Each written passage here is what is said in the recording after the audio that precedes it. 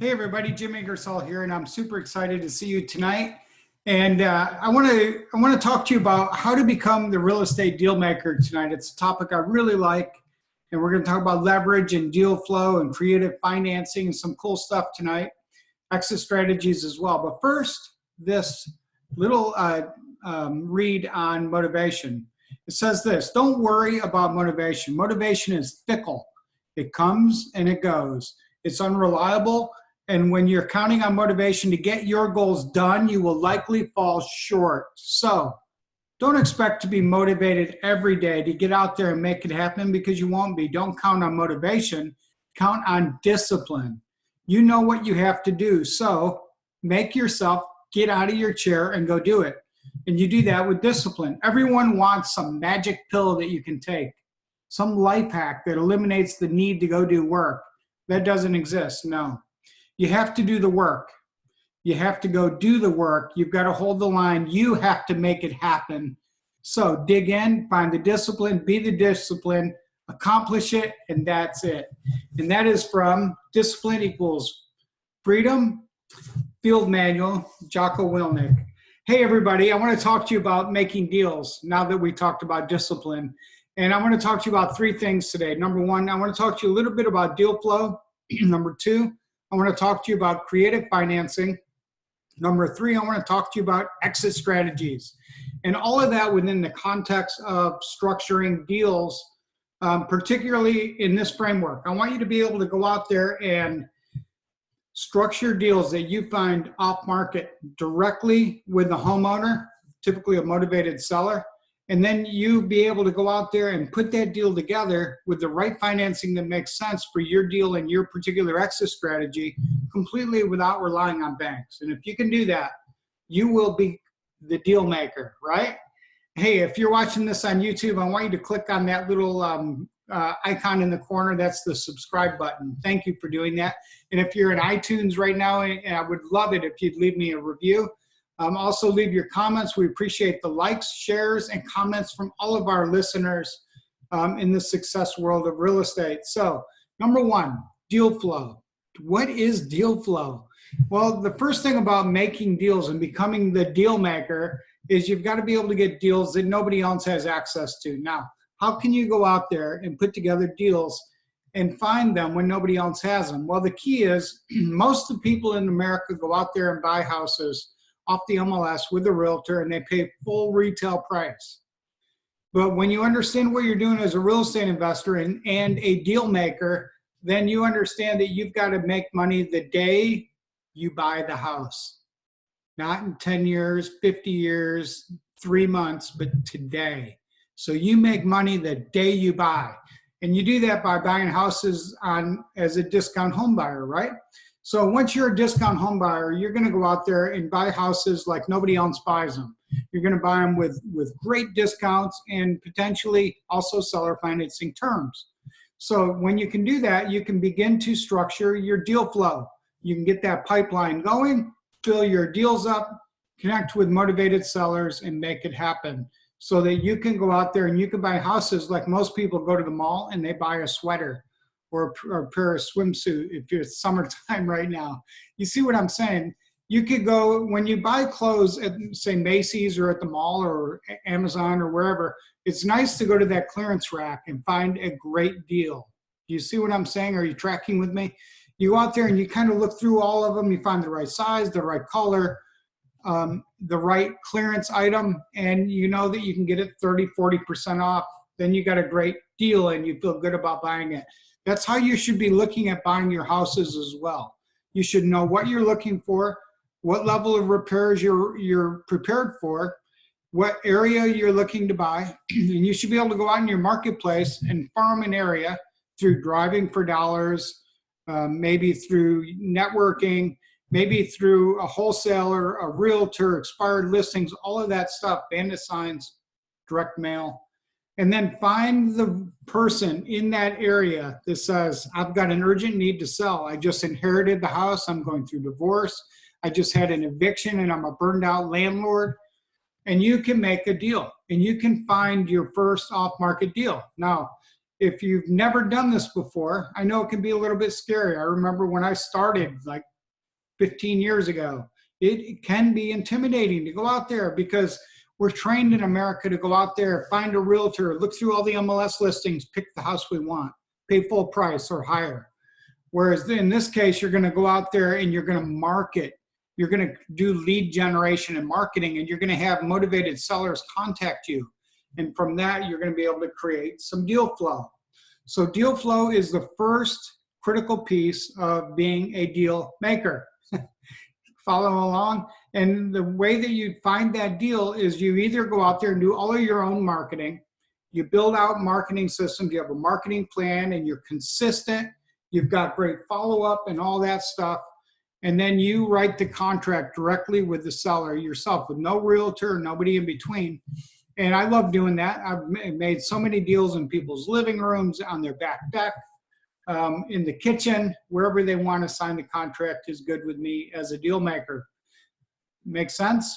Now, if you don't want to go out there and do all of that work, if you don't want to go out there and do your own marketing, you don't want to start calling for sale by owners off Craigslist or Zillow or marketing to find burned out landlords through the tax records, you don't want to do any of the driving for dollars, then you've got to have access to those same deals. Now, how can you create access to deals without doing all of the work? Well, realtors do still have pocket listings. I buy pocket listings every year. But you can also connect yourself with wholesalers in your local market who have a business generating leads with marketing systems that allow them to put the houses under contract. They assign them to you.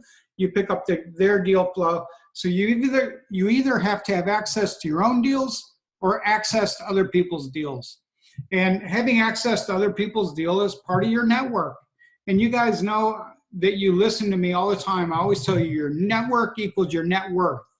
If you don't want to have access to your own deals and create your own deals, then you've got to have access to all these other wholesalers in your area to make some deals. All right, number two. Now that you've got a deal, you got a motivated seller, you got the house under contract. Now you got to figure out how you're going to pay for it, right? And hopefully you have some clue how you're going to pay for it before you wrote the contract so you can shop with confidence, right? So there's a couple different ways you can do this. Again, you could use your own money. You could put a 20% down and leverage with a bank. But I told you I don't really want you to be screwing around with bank financing if you're going to be a deal maker. So how about this? Maybe the seller could be your bank. Do they own it free and clear? They certainly could be your bank if that's the case. Maybe you could get 0% interest. Maybe you get 5% interest. Maybe you can get a nothing down loan. Maybe you could make 100 payments of $400 a month for a $40,000 house. That's zero interest, by the way. Or maybe you could buy a subject to if they have a mortgage. Subject to means you're going to buy it, but that mortgage won't get paid off. Instead, you're going to start making payments on behalf of the seller. If they've got a mortgage and they don't want a subject to and they don't want to be your bank, maybe you could talk to them about controlling the house without even owning it at all, using like a lease option. Lease options allow you to control houses. And the key with the lease option on acquisition is to get as long as you can. Get a minimum of 5 years, preferably 10, 20, 30, or 100, as long as you can. We laugh about a 100-year lease, but that's kind of what Guinness Beer did in Ireland. Go read the story. So it does happen. So creative financing, let the seller be your bank, buy a subject to, consider doing a lease option, or leverage somebody else's money. OPM, right? Other people's money. OPI, other people's IRAs. These are terms you've got to get down cold, right? Get them down. So you could have somebody fund your deal. You have access to the deal flow. You found it. It's a great deal. It's got a lot of equity, minimum 30% equity day one that you buy it. But you're $120,000 short from buying it. You'd love to buy it, but you don't have that much money in your checking account. What are you going to do? You don't want to wholesale it because it's a great deal, right? So find somebody else who can maybe put up the money for you. You can either have your own money or you have to have access to somebody else's money. And a great source for that is self-directed IRAs, by the way.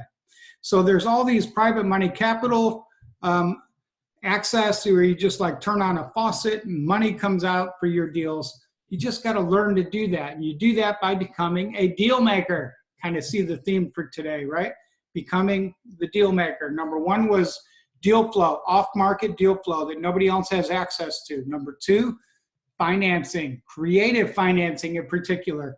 I just talked you through subject to deals, private lending. I talked to you about seller financing as 3 options for funding your deals so that you don't have a motivation problem, guys. You have to learn and you have to have the discipline to get out there in the marketplace and make your deals. That's why I read that at the beginning. Discipline makes it happen every day. Finally, exit strategies. Anytime you enter into a real estate deal, you should always know what your exit strategy is. Always invest with the end in mind, whatever that is. If you're buying an apartment complex, you should know if you're going to reposition and resell it in 5 years, if you're going to hold it for 10 or 15 years, or if you're going to wholesale it, maybe you're going to do something different with it. Maybe you're going to Airbnb it for a while. You should always know what that exit strategy is. And I always like to have multiple exit strategies. Do you see what I'm saying? If you find a smoking hot deal in your market, you should be able to wholesale it if you chose to. You should be able to do it as a rental, or you might want to do it as a flip. So if you find a single family house in your local market, whether you're in San Jose or whether you're in Harrisburg, Pennsylvania right now, like some of our listeners are, or wherever you're at, you should be able to either wholesale it to basically assign your contract to another investor, leave enough meat on the bone that they can go out and make a deal on their own, or, and that's wholesale for a fee, of course, an assignment fee. And on average, you might make 10 grand or 5 or whatever you can build. You might once in a while find one if you're on the West Coast for 50 or 100,000. Depends how good that deal is and how much equity there really is. Or you could go out there and you could rent it. You could fix it up, hold it for long-term cash flow, hold it for long-term equity gains, or you could always flip it, fix it up and just put it back on the MLS and let it go. 3 things about being the deal maker. This is how you do it. Number 1, create off-market deal flow that continually comes to you like a river, okay? And you're just like casting a line in, pulling out the fish, guys. And there's a lot of different ways to do that. And we can talk through some of those. Or you could leave me in your comments like, how can I find a deal, Jim? You got to have access to your own deals or access to somebody else's deals, like via a wholesaler. Number 2, I said creative financing. We talked through buying it subject to. That's leaving somebody else's mortgage in place. All of these are forms of leverage, by the way. You're going to leverage somebody else's mortgage. You're going to leverage somebody else's private capital as a private lender for your deal, or you're going to buy it on lease option. There's a lot of different things you can do, or the seller himself could be your bank. So you don't need to go to a bank at all. Find the off-market deal, fund it without a bank. That's 2/3 of the way. The final piece was exit strategy. Always invest with the end in mind. Know that you have multiple exit strategies for your deals. So you know what to do with them at the end. You can wholesale it, you can flip it, maybe you keep it as a rental, maybe you do something else with it. All of that comes down to the 2 beautiful things in real estate and making deals that I love are leverage and network. Your network becomes your net worth. You guys know that. Do you believe it? Let me know. All right, guys, that is it. I appreciate you tuning into this today, and I hope that you're really thinking about making deals, off-market deals with off-market financing, custom financing that you structure the way that you want it to create the exit strategy that you want to create your long-term goals for cash flow and wealth. Leave me your comments, guys. I appreciate your likes, your shares, and your reviews in iTunes are super greatly appreciated. Joseph Whitaker, thank you so much for the nice words you just said recently in iTunes. And I appreciate all of you guys going out there. Remember, dealmakerlive2020.com for our next live event. Check it out. Go to www.dealmaker2020live.com. I'm Jim Ingersoll, and I want to thank you for tuning in today and look forward to hearing how you're doing with your deals.